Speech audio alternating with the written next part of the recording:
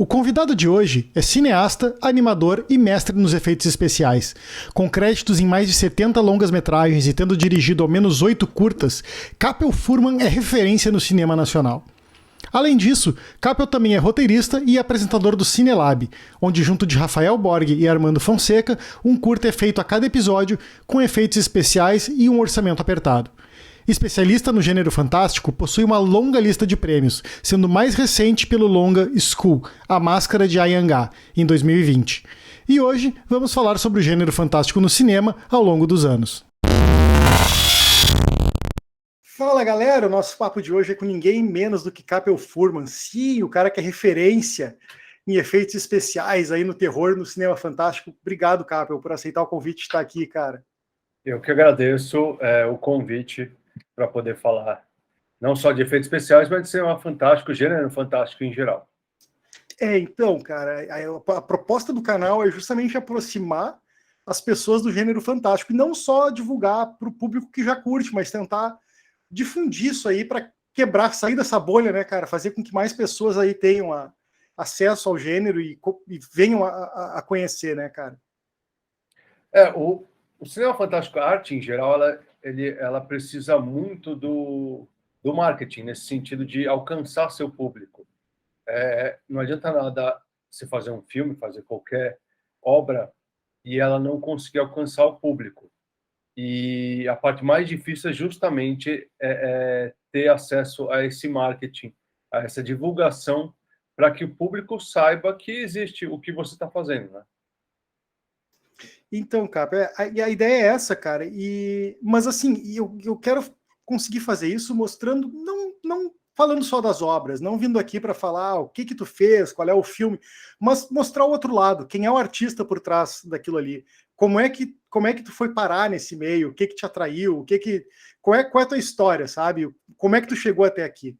E eu acho que isso está tendo um resultado bem surpreendente, cara. Eu já tive assim alguns feedbacks de pessoas que não podiam ouvir falar em terror porque já tinham um preconceito e escutaram algumas histórias aí do pessoal que está conversando e disseram, nossa, mas então a galera não é trevosa, a galera é, nossa, que pessoa bacana, que trabalho legal, então é bacana esse lado, cara. Em geral, as pessoas que trabalham com gênero fantástico, principalmente terror, elas são bem pacatas, no sentido de, tipo, a obra não reflete o criador. Ela pode expressar o criador, mas ela não reflete em termos de comportamento. Então, às vezes, talvez, não é o meu caso, mas talvez o terror ele funcione como válvula de escape para a criatividade. No meu caso, é mais para expressar uma urgência, uma necessidade de colocar em prática algumas ideias, alguns conceitos e experimentar. Então, se você for ver mais ou menos as coisas que eu faço, tanto como realizador, tanto quanto efeitos especiais, é sempre um flerte com o experimental, é sempre uma procura, uma pesquisa constante, tanto de técnicas quanto de narrativa. E falando nisso, Capel, como é que tu chegou aqui, cara? Assim, como é que tu chegou nessa intimidade com o gênero? Desde que tu começou a experimentar, sempre foi focado no fantástico? Então, aí que tá. Porque, para mim, a realidade, ela não só não é suficiente, mas como ela está presente todo dia. Então, a realidade é o que a gente vive, obviamente, e a minha procura é o que a gente pode oferecer além disso, né? A realidade, é claro, tem gente que trabalha com isso, é importante colocar a conexão de muitas vezes o espectador não tem conexão com a realidade, e aí você precisa de alguns materiais que trabalhem com isso. No meu caso, é porque eu sempre achei que a realidade, não vou dizer chata, mas ela está aí, então por que não explorar além disso? Então, desde criança, eu procuro extrapolar a realidade, criar novos mundos, e aí talvez por isso que eu tenha ido para os efeitos especiais, porque é uma possibilidade de você extrapolar constantemente essa realidade. A função do efeito especial num filme não dar a sensação de aquilo realmente pode acontecer. É oferecer ao espectador mesmo que rápido, um espetáculo de diferencial. Então, você coloca efeito especial quando você quer chamar a atenção do espectador ou oferecer um ponto de vista que seja estranho o suficiente para retomar a história para aquele espectador. Então, mesmo quando você está falando de realidade, você extrapola ela quando você faz uma cena com efeitos especiais. E no caso uma coisa que eu percebi, principalmente com o projeto do Cinelab que vocês mostravam, é que o cara não precisa ter um monte de coisas para conseguir fazer uns efeitos. Tu consegue chegar em resultados legais, assim, verossímeis, até com improvisos, e isso é uma forma, talvez, de aproximar as pessoas que sempre tiveram curiosidade de protagonizar ali, delas conseguirem executar alguma coisa, né? Porque o cinema não é todo mundo que vai ter acesso a ferramentas, a software, a equipamentos, né? Então, como é que tu enxerga assim tu enxerga o efeito especial como uma ferramenta para aproximar as pessoas do gênero, cara? O efeito especial ele pode funcionar como uma curiosidade. Nesse sentido, ele realmente aproxima porque é o que eu falei, é um diferencial. Então, a pessoa, a atenção dela é atraída para esse ponto. Obviamente, um filme não é feito de efeitos especiais, exceto os do Michael Bay, que não tem história, tem explosão. Mas o efeito especial dentro do cinema ele acaba sendo, ironicamente, o mais acessível, porque uma coisa que eu sempre falo é que efeito especial não é mágica, não é um show de mágica que a gente precisa entreter a pessoa ao vivo. Ele é uma coisa que tem que funcionar para a câmera. E cada vez mais essa parte da câmera está se democratizando. Então, você tem o que o cinema digital era muito inacessível há 20 anos atrás, a película mais ainda, hoje em dia todo mundo carrega uma câmera no bolso. E o efeito especial, ele, no caso do Brasil, pelo fato de ele não ser exercitado o suficiente, assim, constantemente na indústria, a gente não tem uma indústria, mas no processo cinematográfico ou mesmo audiovisual, a gente não tem acesso a tantos materiais quanto, por exemplo, os Estados Unidos. Então, desde que eu comecei em 97 a trabalhar profissionalmente com efeitos especiais, no sentido de trabalhar para alguém me pagando para fazer alguma coisa, eu tive que adaptar materiais. Então, não é nenhuma questão financeira, é uma questão de você não tem o material que você precisa nesse momento. Como você pode realizar o efeito? Então, se você, em termos de materiais, a gente procura resolver de diversas formas, mas também exige uma certa constante pesquisa de quem está fazendo os efeitos. Então, tudo bem, em termos financeiros, a gente tem acessos a diversos meios, de acordo com o seu orçamento, mas isso não elimina a necessidade de uma pesquisa constante. Então, quem vai fazer precisa estar sempre experimentando, testando novas soluções. E aí volta aquele negócio. Não é o processo acaba sendo irrelevante, embora interessante, mas o que importa é o resultado em cena. Então, a gente esquece aquele romantismo, aquele glamour do cinema e faz dentro da ética e moral tudo o que é necessário para aquele efeito, aqueles segundos acontecerem para o filme. Então, não importa, o efeito especial tem essa liberdade, não importa o que você precisa fazer, desde que o resultado apareça na tela. Então, o espectador raramente conhece o que está acontecendo em cena quando ele vê um filme. Ele só conhece o resultado. Sim, cara. Sobre a democratização que tu estava comentando ali, eu achei bacana também, porque realmente, ultimamente, bom, de uns anos para cá deu um salto, né? Então todo mundo tem mais acesso não só a câmera, mas também aumentou gigantesco, assim, de uma forma muito, muito grande o acesso que as pessoas têm à internet, ao YouTube, a tutoriais, a pessoas para consultar, para perguntar como eu faço isso, como eu faço aquilo. E tu consegue ver isso se refletindo assim nas realizações. Isso realmente está facilitando com que mais produções tenham vindo à tona, mais nomes estejam sendo descobertos, no sentido de que as pessoas realmente estão explorando isso e estão tendo uma chance de se mostrar? Não, com certeza, em termos de realização, você tem muito mais gente fazendo. É que cinema, ele tem um problema que é meio elitização, que ele consome muito do seu tempo.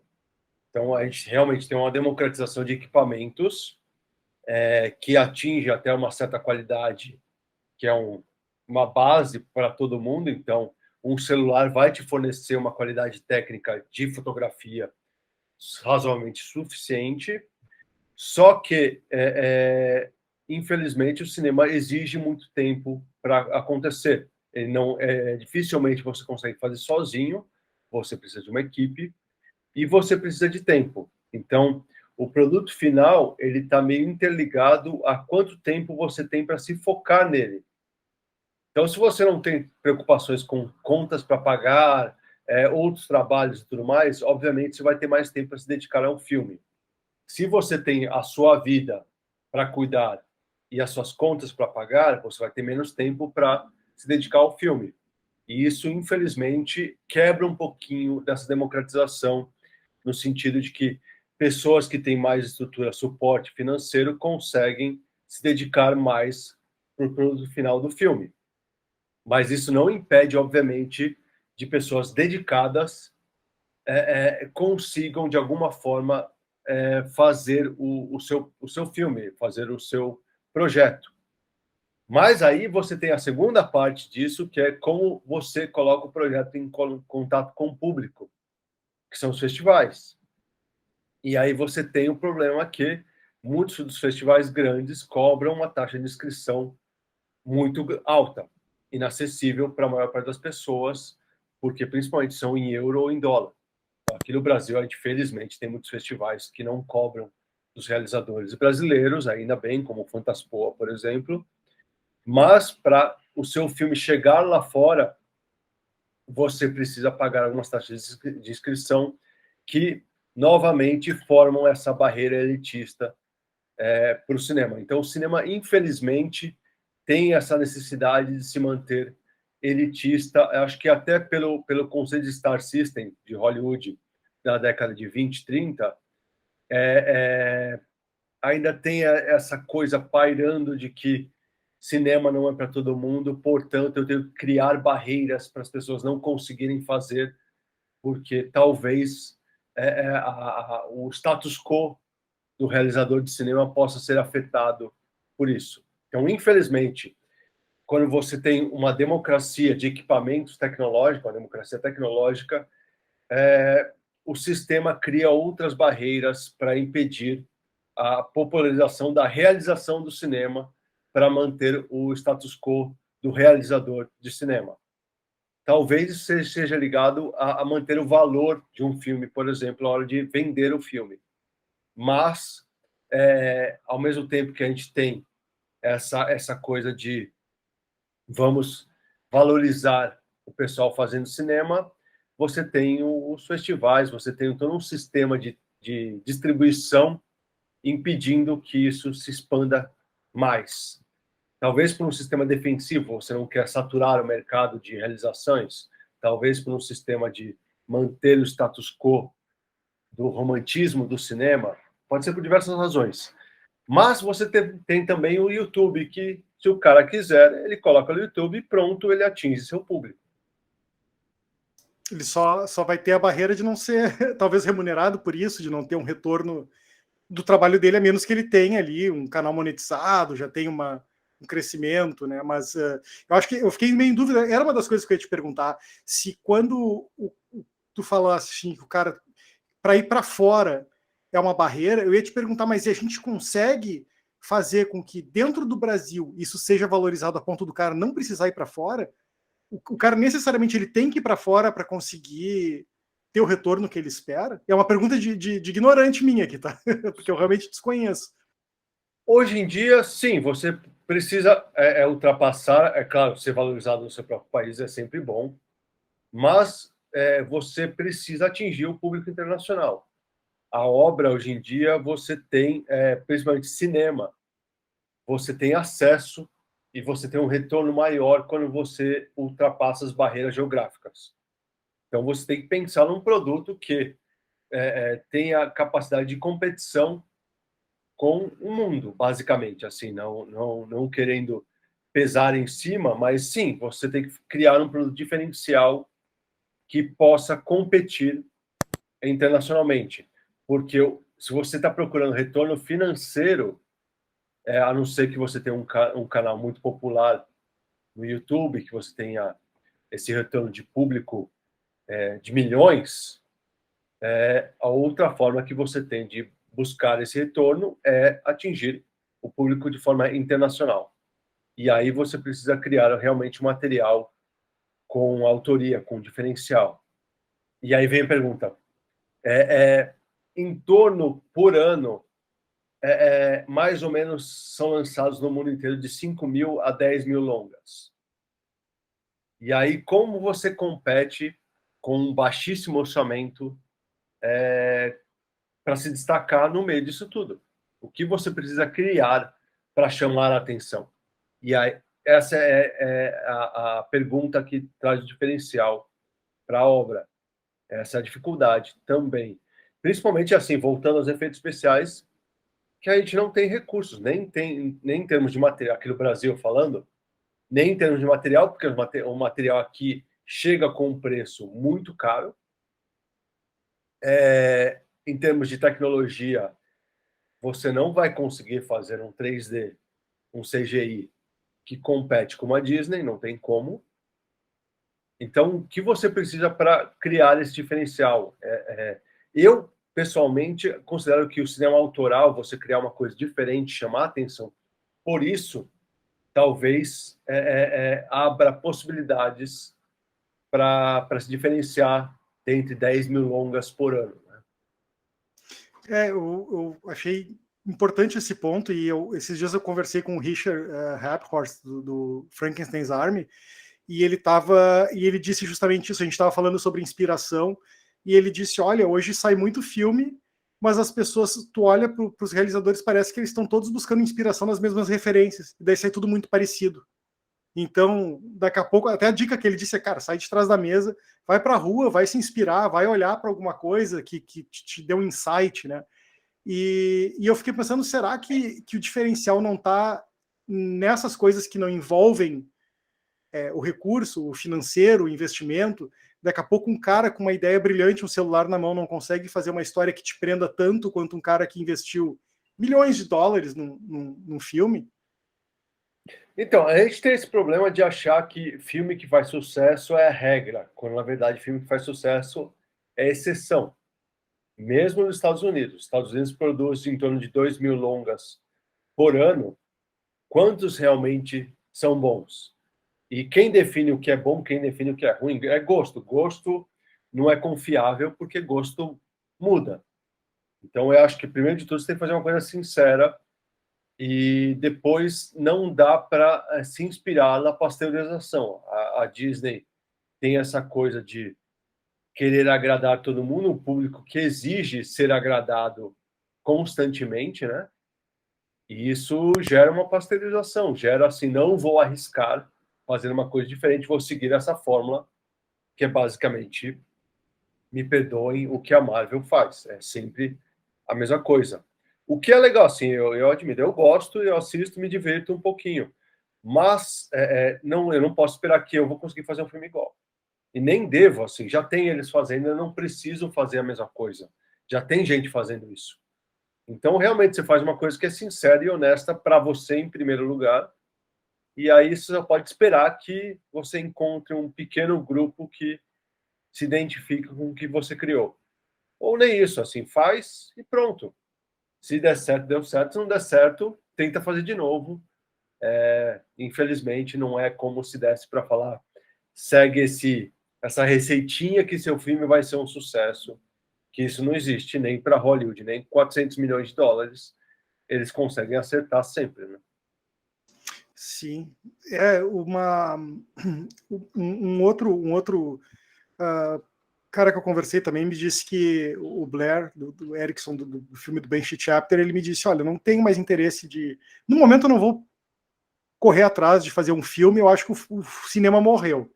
Eu acho que o futuro está nessa questão do 3D, de tu botar um capacete, tu entrar para dentro de uma história e tal, mas que o cinema, como a gente conhece de um longa-metragem ali, cara, é bem polêmico, assim, eu não sei se eu concordo, mas eu queria ver se tu tem um olhar, assim, de para que rumo a gente está indo, sabe? Se realmente tem uma tendência da gente ir para um outro nível de consumo, assim, que vai depender de outras tecnologias, de uma coisa que a gente ainda não conhece, ou se realmente a gente tá sólido, assim, onde a gente está. Bom, o cinema já morreu diversas vezes, né? Toda vez que aparece uma tecnologia nova, falam que o cinema morreu, e na verdade o que acontece é que ele é obrigado a se reinventar. Isso acontece com todas as mídias, mesmo quadrinhos. Quando a internet deu boom, a parte de publicações impressas entrou em decadência e quadrinhos precisou se reinventar para se adequar aos novos tempos. Isso é normal, acho que em qualquer mídia. Do cinema, eu não sei sobre a realidade virtual, acho que é uma opção, ela existe há bastante tempo, já tentaram diversas vezes. Talvez ela interfira com a parte do relacionamento espectador-conteúdo, no sentido de mídia quente, mídia fria. Muito espectador não quer, então a realidade virtual exige que você faça parte do conteúdo e às vezes você não quer fazer parte do conteúdo, você quer dar uma de voyeur e só assistir. Então, é complicado dizer o que vai ser, qual a preferência das pessoas. Mas o fato é que o cinema existe há mais de 100 anos e as possibilidades de criação dentro dessa mídia se esgotaram. As histórias que podem ser contadas basicamente são as mesmas há muito tempo, contadas de formas diferentes.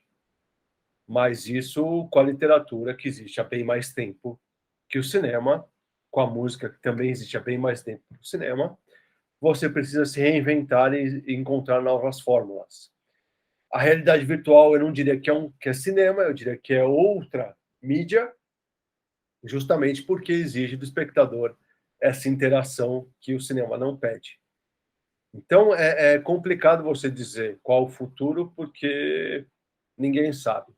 A relação do espectador com o produto realmente mudou, assim, principalmente acho que a pandemia acelerou uma coisa que eventualmente ia acontecer, que cinemas são para espetáculos especiais, assim, não aquele negócio de ir no cinema para aproveitar um filme, para ter uma experiência de entretenimento, já talvez não existe para qualquer filme. Você tem televisões cada vez maiores, com telas cada vez maiores, acessíveis economicamente, e as pessoas podem ficar em casa e ter uma experiência tão boa quanto. Então, o cinema imóvel, assim, o local cinema, ele tem que se reinventar e oferecer ao espectador justificativas para ele sair da sua casa e pagar um ingresso caro, bem caro, e sentar por 2 a 3 horas ali, né? Então, acho que o que aconteceu é que não vai morrer, mas ele é obrigado a se reinventar ou recuperar suas raízes. Acho que, nesse sentido, a gente volta a essa falsa nostalgia que todo mundo tem, né? A cada 20 anos, a gente tem uma nostalgia de 20 anos atrás. E agora a gente vai entrar no loop, né? Porque 2000 tinha nostalgia de 1980, e aí 20 anos depois a gente tem nostalgia de 2000, que tinha nostalgia de 1980. Então a gente parou no 1980 para sempre agora. É a década, né? É a década que a gente vai ficar estagnado. Mas é uma falsa nostalgia, porque a maior parte das pessoas que curtem a linguagem de 1980 nem estavam vivas em 1980. Oh, eu sou quase um exemplo, nasci em 84, cara. Mas eu ainda acho, a maioria dos filmes que eu gosto de consumir são entre a década de 70, 90 ali. Eu acho que tinha umas histórias super criativas, uns enredos muito bons, principalmente na parte de ficção científica. quando tinha aquela Logan's Run, aquela Fuga do Século 23. Mas isso, assim, só interrompendo rapidinho, mas isso é porque o cinema entrou em crise, né? Então, os anos 70 é a resposta da crise do cinema dos anos 50 e 60.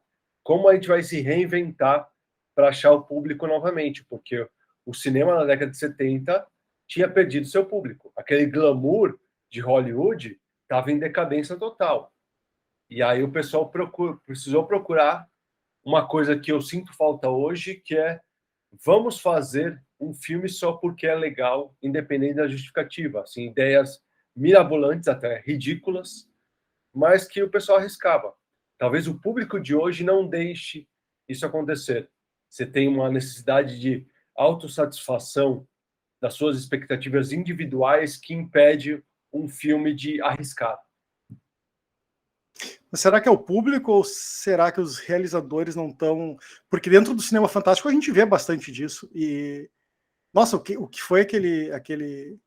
Eu já falei desse filme uma série de vezes, mas o Necromante, que é um filme que eu acho que mas quebrou. O Necromante é velho. Sim, é velho, de 80 e poucos, mas eu acho que ainda existe essa... Pelo menos o público que consome o cinema fantástico, eu acho que ainda tem essa sede que tu tem de ver isso acontecendo, né?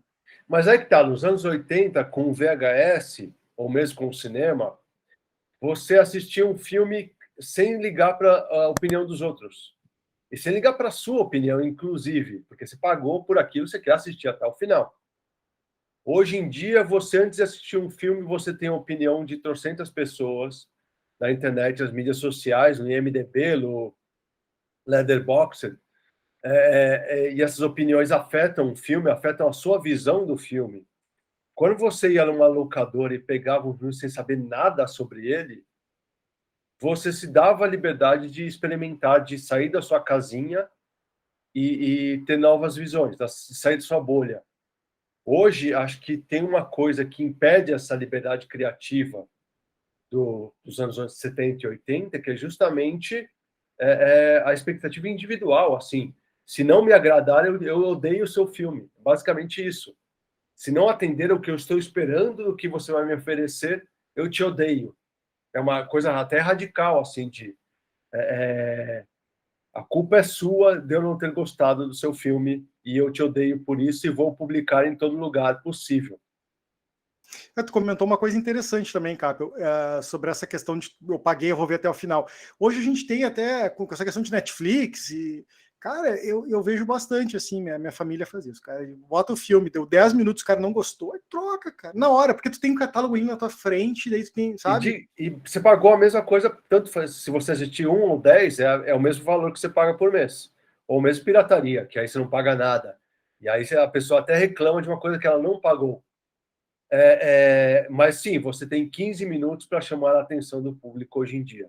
Inclusive, quando você vai em mercados de cinema, o próprio distribuidor, se ele não se interessar pelo seu filme em 15 minutos, ele não assiste mais. Que é a janela de tempo que você tem para agradar uma pessoa.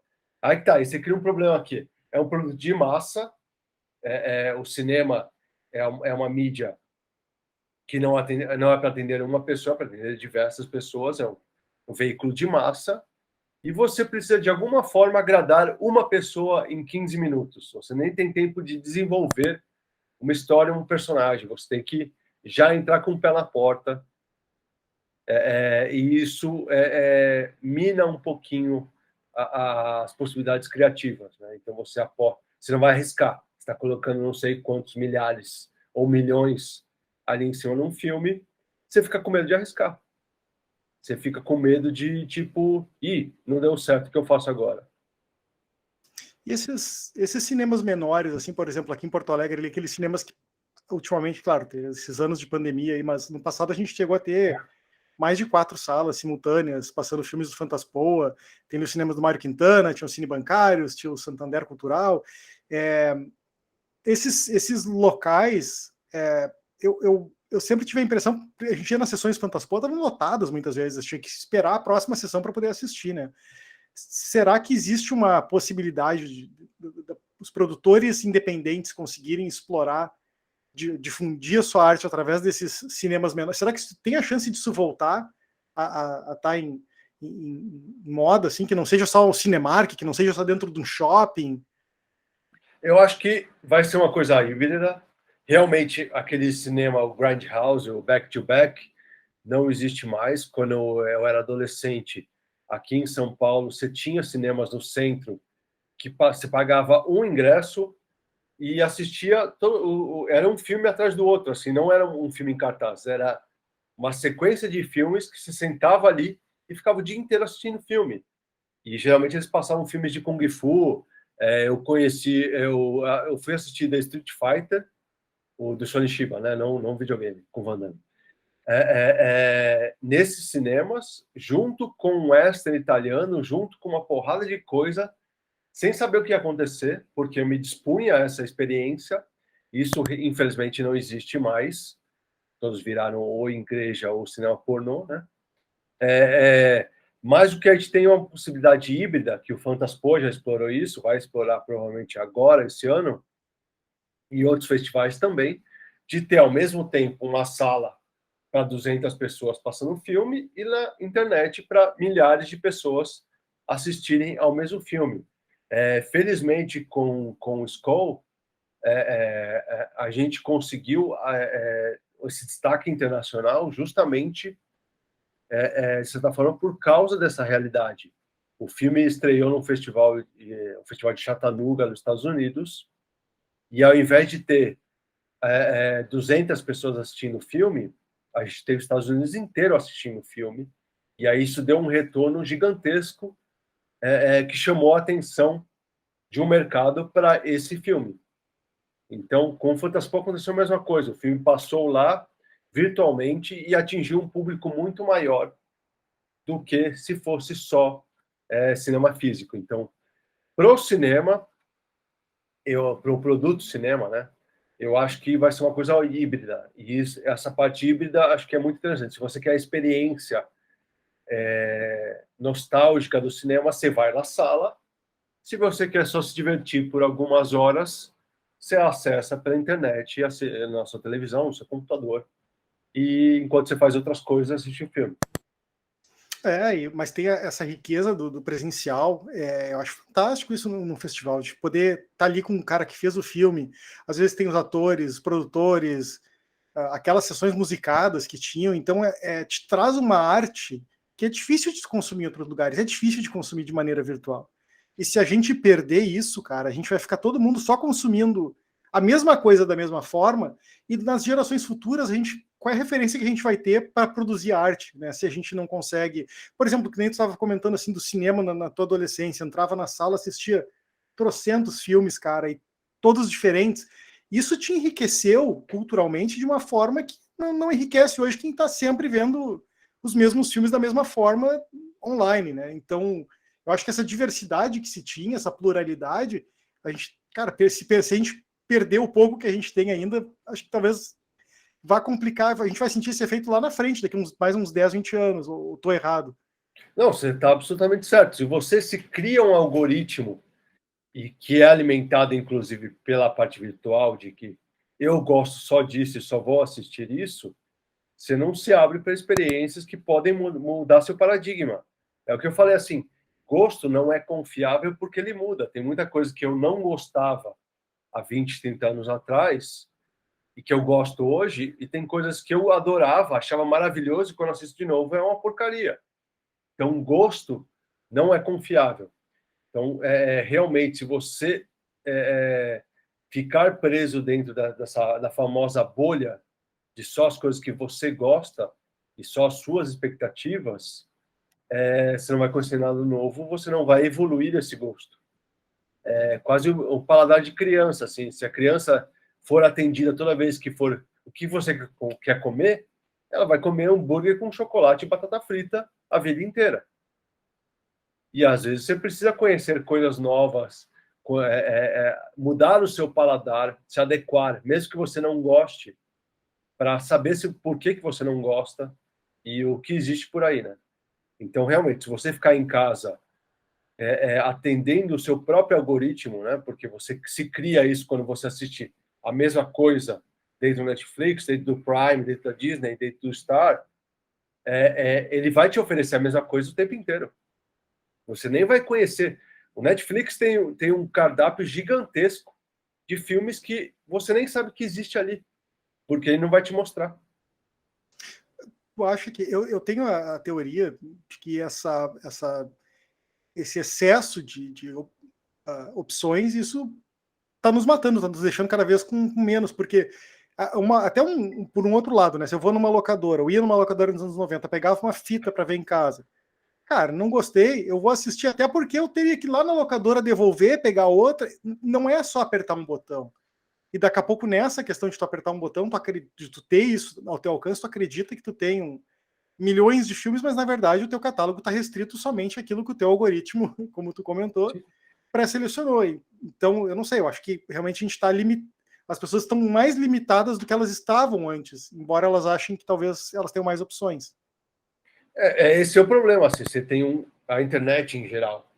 Você tem virtualmente infinitas opções e você se pega naquela mesma dezena de opções limitadas, o que é um absurdo. Assim, você tem todo o conhecimento do mundo e ainda assim você não evolui em termos de conhecimento. Então, essa coisa de vou na locadora e vou pegar uma coisa que eu não tenho a menor ideia do que seja, mas eu gostei da capa, que às vezes não tinha nada a ver com o filme, né? Às vezes a capa da fita não tinha absolutamente nada a ver com o conteúdo, a definição de exploitation, né? Mas às vezes você descobria coisas que você amava e você nem sabia que você ia amar aquilo, porque você não conhecia. E o que a gente tem hoje é justamente vou ver a mesma coisa o tempo inteiro, porque se eu deixar é só isso que o Google vai me oferecer, mesmo em termos de pesquisa. Você pesquisa qualquer coisa, o que aparece no Google é definido pelas suas pesquisas anteriores. Capa, como é que essa leitura que tu faz da realidade hoje, associada a esse contexto todo que a gente está falando, como é que isso está te direcionando para os seus trabalhos futuros? Eu acho que, assim, em termos profissionais de efeitos especiais, por exemplo, que eu tenho vários chapéus que eu uso aqui.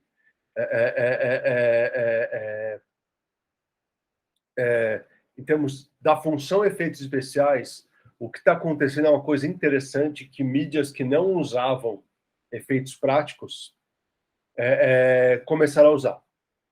Então, por exemplo, videoclipe. Videoclipe quase não usava efeito especial, mas a saturação de videoclipe, a produção motivada pelo YouTube, a necessidade de se criar conteúdo o tempo inteiro, obrigou os videoclipes a se diferenciarem, de alguma forma buscar um diferencial. Então, o videoclipe começou a explorar efeito especial como uma possibilidade de quebrar a barreira de um clipe ser igual ao outro. Então, isso é muito interessante se você pensar, que não existia antes, porque isso é motivado pelo excesso de produção de conteúdo, pelo excesso de artistas, o que é de certa forma, bom. Em cinema, a gente tem um caminho que eu até considero oposto. No cinema mais mainstream, assim, você tem os filmes que custam mais caro com um medo muito grande de arriscar.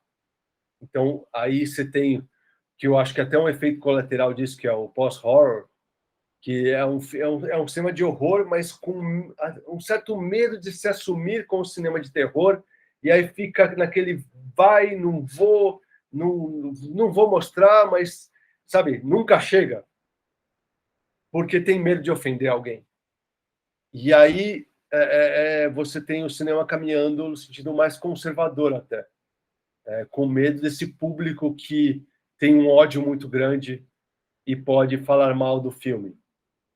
E aí o cinema independente, que deveria ter essa liberdade justamente porque sou independente, não custei nada, vou arriscar, também fica com esse medo de criar coisas novas. Então, em termos de efeitos especiais, eu sinto que o pessoal está ficando com medo de colocar coisas novas na tela, justamente porque a repercussão pode ser negativa, o que eu não vejo problema. Eu acho legal. Para mim, o que importa é o filme ter, mesmo positivo ou negativo, obviamente a gente sempre quer o positivo, mas que as pessoas falem a respeito, né? Do que, tipo, ser mais uma coisa insossa, que não fede nem cheira, não ofende ninguém. E aí, como realizador, para mim sempre foi importante assim criar uma coisa que seja diferente para mim, sair fora da minha zona de conforto e tentar cada projeto uma coisa diferente, independente da resposta do espectador. Obviamente eu vou ficar feliz quando tem críticas positivas, mas a minha ideia é, primeiro, criar uma coisa que é diferente para mim, experimentar uma coisa que me traz desafios. Sobre aquilo que tu comentou ali que as pessoas têm medo de experimentar e tal, ainda quando a gente fala de, ok, eu posso não gostar, e aí se eu não gostar do teu filme, eu vou dizer que eu odiei e tal, e a gente tem uma coisa, um passo além disso, que seria a cultura do cancelamento, né? Que daqui a pouco alguém se sente tão ofendido a ponto de cancelar o artista. E quando tu estava falando sobre isso, tu estava te referindo também à cultura do cancelamento, ou para ti isso funciona de uma outra forma? A cultura do cancelamento ela é meio delicada porque ela funciona à base de pouca informação, né? Eu acho que realmente ações têm que ter consequências, mas esse é o problema, né? O juiz, júri e executor tem que ter alguma informação antes de decretar a sentença, né? E as pessoas estão se apressando e decretando sentenças antes de ter informação a respeito de qualquer assunto. O problema é que quando a gente cai nisso, a gente elimina as consequências que são devidas. Então, se eu falar assim, não pode ter cultura de cancelamento, eu vou falar assim, então tem gente que vai ter ações que não têm consequência. Não é bem assim. Eu acho que não é uma cultura de cancelamento, mas realmente o ideal seria vamos pesquisar a respeito do que aconteceu, de qual assunto o filme está tratando e aí sim, com base nesse conceito, dar uma sentença. Mas o problema é que a sentença também vai ser relativa, porque vai ser individual. Então, realmente, quando você pega uma cultura de cancelamento ao extremo, eu acho que você corre o risco de fazer julgamento errado. E aí esse é o problema da pena de morte, né? Se você não julgar direito, às vezes a pessoa é culpada, às vezes a pessoa é inocente, mas depois que aconteceu a execução, não tem mais volta. Então, a cultura de cancelamento ela até seria interessante se as bases para o julgamento fossem mais precisas, assim, fossem mais elaboradas do que olhei uma frase isoladamente fora de contexto, vou colocar meu julgamento. Mas, por outro lado, a gente tem pessoas que tiveram anos falando besteira e que as pessoas, mas eu não sabia que ele era assim. Você sabia, assim, só ficou surdo quando era interessante para você, né? É o problema do Brecheret, né? Tipo, quando foram atrás dos ciganos, eu não fiz nada porque não era comigo. Quando foram atrás dos turcos, eu não fiz nada porque não era comigo. Quando foram atrás dos gays, não fizeram nada. Eu não fiz nada porque não era comigo. Aí, quando foram atrás de mim, não tinha mais ninguém para me ajudar. Então, é assim, a gente tem que saber qual assunto antes do julgamento, mas eu acho que certas coisas têm que ter consequências. Muitos filmes dos anos 70 não passariam hoje em dia porque o pessoal enfia o pé na jaca, né? Então, dentro do contexto histórico, eu acho que as obras elas têm que ser entendidas na época em que elas foram realizadas e não com os parâmetros de hoje. Então, não dá para cancelar uma obra que foi criada nos anos 50 porque ela foi criada com base na cultura dos anos 50, no pensamento dos anos 50. Ela tem que ser usada para ser entendida e como base para um novo pensamento atual. Com certeza, Capio. E o que tá vindo por aí, cara? No que tu tá trabalhando? O que a gente pode esperar como realizador aí do Capio? Da minha parte, assim, acho que é um reflexo até da pandemia, mas eu estou voltando um pouquinho às minhas origens com a animação, explorando principalmente stop motion, que é uma coisa que eu sempre gostei, acho que é o complexo de Frankenstein, o doutor, da criatura não só ganhar vida, como ela se sobressair ao criador. Então, não é sobre mim, é sobre a criatura. Então, a atividade de dar vida a uma coisa inanimada, para mim, me atrai muito, e é um tipo de pesquisa que eu gosto, que eu estou gostando bastante de fazer. E também porque é uma resposta às limitações tecnológicas e financeiras que eu tenho. Então, por mais que eu goste de animação, eu não vou me arriscar a fazer um 3D, porque eu não tenho nem tecnologia, nem recursos financeiros para fazer uma coisa que vai me agradar, por exemplo. Mas, ao mesmo tempo, eu posso explorar essa parte que também é um certo efeito prático, que é o stop motion, e que dá um diferencial para o espectador novo, né? Assim, as pessoas não conhecem, talvez, elas ficaram tão acostumadas com o CGI que, quando se oferece uma coisa nova, chama a atenção. Cara, eu acho tão mais, para mim, tão mais prazeroso um efeito prático do que um efeito digital, e eu não sei explicar por quê. É mais ou menos, talvez, como ouvir um vinil que tenha o ambiente influenciando na execução da música ali, sabe? O chiadinho da agulha e tal. É minha opinião, só eu tinha que te dizer isso, cara. Eu acho os efeitos práticos, assim, nossa, fenomenais, cara. Não, eu até te entendo, assim, porque tem duas coisas, assim. Tem aquela teoria do Uncanny Valley, né? Que é o Vale da Estranheza, quando você se assemelha muito à realidade, mas você quase não chega lá, você tem uma repulsa do espectador.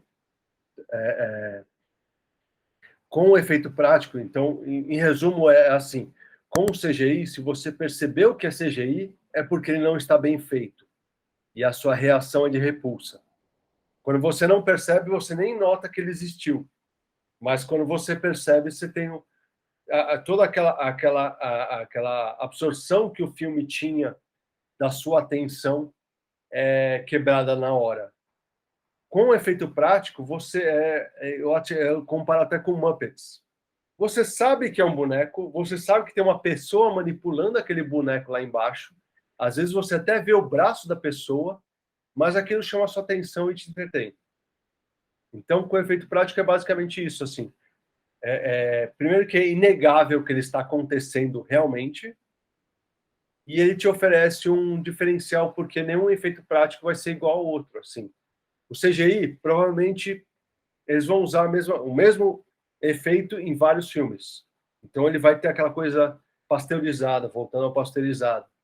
O efeito prático, eu posso usar a mesma técnica, o mesmo material para 2 filmes diferentes e o resultado vai ser diferente. Porque ele depende muito das circunstâncias do set e da linguagem do filme. Então, acho que o diferencial principal dele é esse, assim. Ele pode não ser perfeito, ele é limitado às possibilidades físicas, mas é inegável que ele aconteceu e que teve interação do elenco, da câmera, de tudo com aquilo que está acontecendo no set. Beleza, Cap, eu realmente, cara. Bom, eu queria te agradecer pelo teu tempo. Acho que foi do caralho conversar contigo. É uma pena que a gente acaba fazendo esses papos mais curtinhos. Eu estou louco para fazer isso aqui um podcast, cara. E espero que, cara, que bastante pessoas aí que consigam ter acesso a tudo que tu falou. Eu tive uma aula, acho que foi muito bacana, cara. Acho que, nossa, a gente está precisando mais trazer isso para o público que consome o cinema e talvez que ainda não consuma o cinema fantástico, mas gerar essa curiosidade para que comecem a consumir também, cara. Eu só tenho a te agradecer, cara. Eu que agradeço. Toda vez que eu tenho essa possibilidade de falar a respeito do gênero fantástico, às vezes eu acabo me empolgando e era para falar de efeito especial e aí eu começo a divagar por ideias, mas é porque está tudo relacionado, assim. Cinema, principalmente cinema, ele é uma arte coletiva, mas ele também é uma fusão de habilidades, de artes. Então, o cinema envolve imagem, envolve som, envolve criação, E envolve, acho que a definição de semiótica mesmo envolve a percepção do espectador. Ele sem o espectador não é nada. Então a gente inevitavelmente acaba caindo nas discussões até um pouquinho mais filosóficas, mais profundas, porque o espectador ele é uma parte essencial do cinema, né?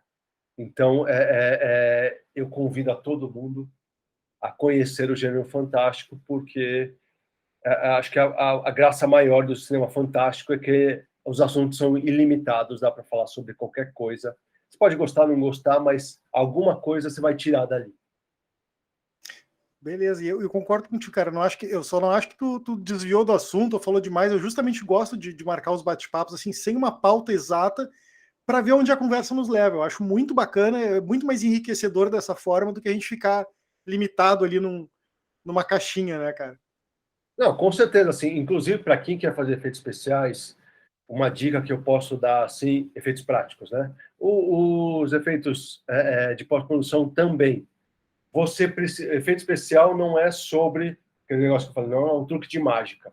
Você precisa entender o contexto inteiro do filme para realizar um efeito, por mais simples que seja, um tiro em corpo, qualquer coisa. Você precisa saber sobre atuação, sobre som, sobre fotografia e, é claro, obviamente, sobre efeito especial. Então, estar consciente de tudo que envolve a produção cinematográfica é muito importante para se fazer um filme, fazer efeitos especiais num filme. Valeu, Capel. Muito obrigado aí pela dica, cara. Assim que tiver disponível aí o papo, eu te mando o link. Eu que agradeço. E, cara, muito obrigado novamente. Vamos manter aí o canal aberto, cara, se precisar de qualquer coisa também. Eu sei que eu tenho poucos seguidores, mas. Você está começando agora, não dá para. Seria estranho se eu tenho milhões de seguidores, comecei ontem, não dá. Não, mas, cara, estamos aí para fortalecer o gênero fantástico e pode contar comigo, cara. Pô, eu agradeço demais. Esse ano vai ter Fantaspoa físico, pelo menos é o que o João me falou. Esperamos. Vou ter que chamar o João, marcar um papo com ele, cara. Pô, esse é o momento, viu? Porque ele está querendo divulgar que o Fantaspoa voltou a ser físico. Todo ano ele fala que o Fantaspoa acabou, né? Então, é um jeito dele divulgar o desse ano, que me parece vai ser bem bacana. Oh, com certeza, eu vou estar lá. Não, eu também vou. Esse ano eu vou porque eu tô com um curta que vai passar lá. E também eu vou lá por causa de um longa que eu trabalhei fazendo efeitos, mas é de um amigo, de um grande amigo meu, fotógrafo de todos os projetos, que vai estar passando lá, então eu vou estar presente. Beleza, então nos vemos no Fantaspoa, Capel. Com certeza. Qualquer coisa é só chamar também, viu? Beleza, cara. Muito obrigado. Abração aí, cara. Tudo de bom. Valeu, abraço. Valeu, cara.